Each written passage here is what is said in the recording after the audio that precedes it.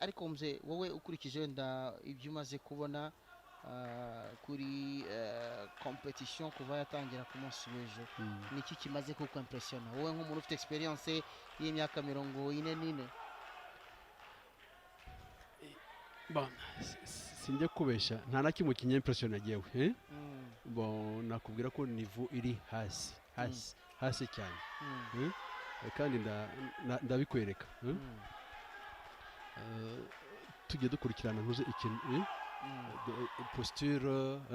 gufatana concentration marquage du point so gupfa kugenda gusa no kubyina sur le tatami birasaba concentration kumenya ko ushaka gutsinda byanze bikunze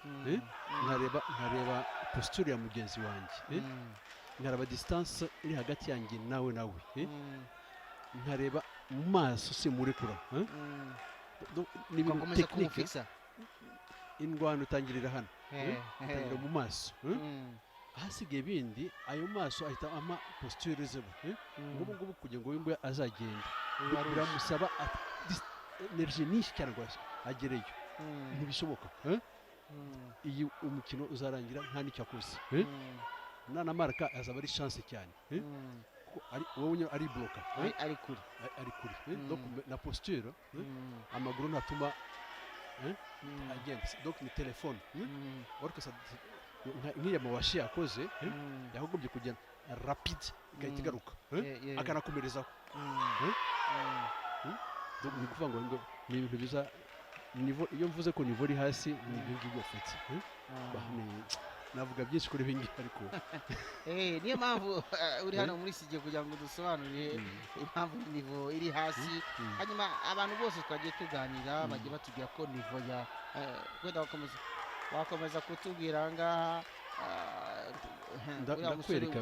turabona nk'iki kirenge kiri inyuma lefatike igitambaraye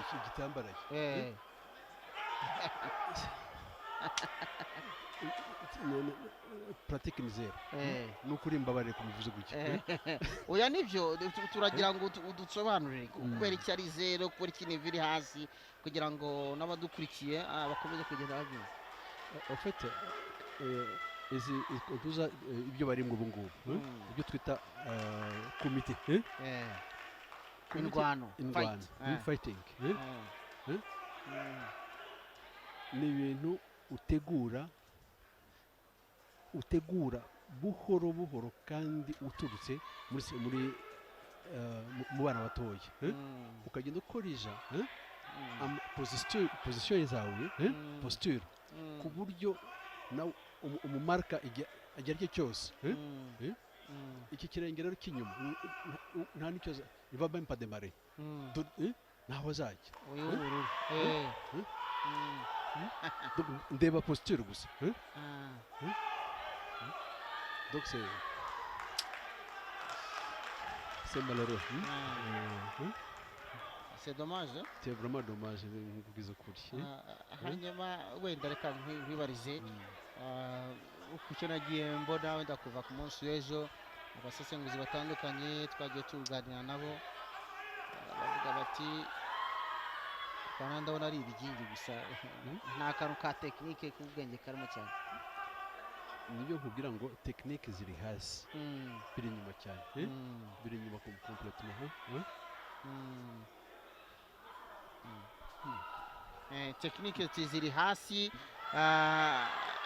ugereranyije n'abarabu reka tuvuge nono compara Afrique noire na Afrique arabe